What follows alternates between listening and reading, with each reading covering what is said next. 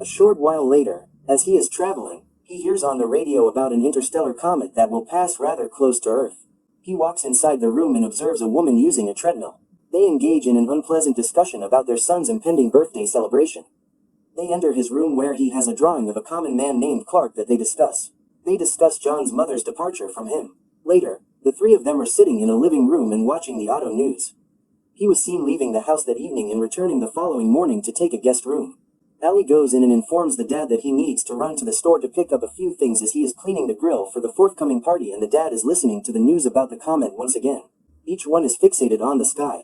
They witness the comet moving closer. The alert is not being received by anyone else in the store.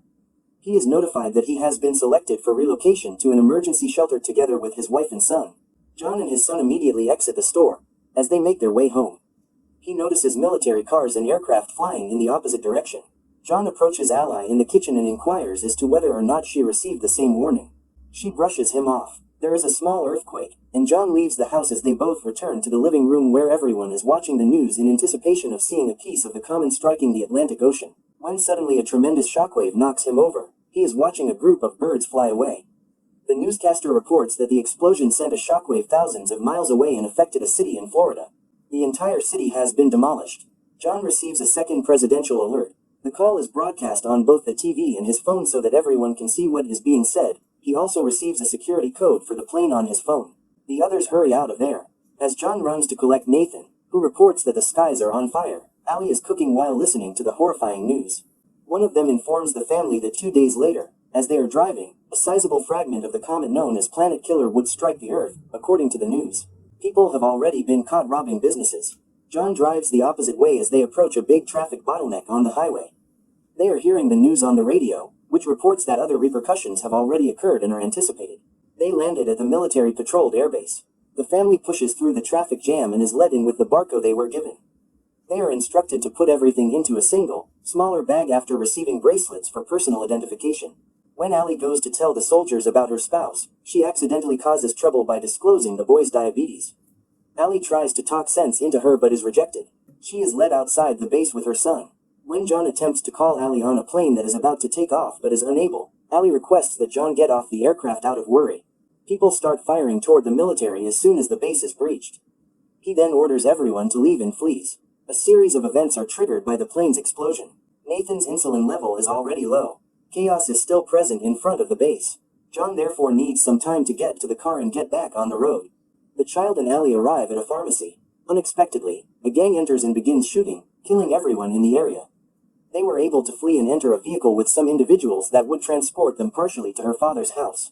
She is eventually thrown out of the car, her bracelet is taken, and her son is taken off, leaving her alone on the highway.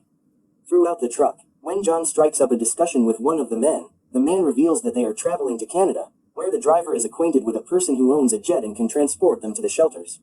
The man instructs him to locate his family and come meet him in Canada so they may board one of the aircraft as a massive brawl breaks out.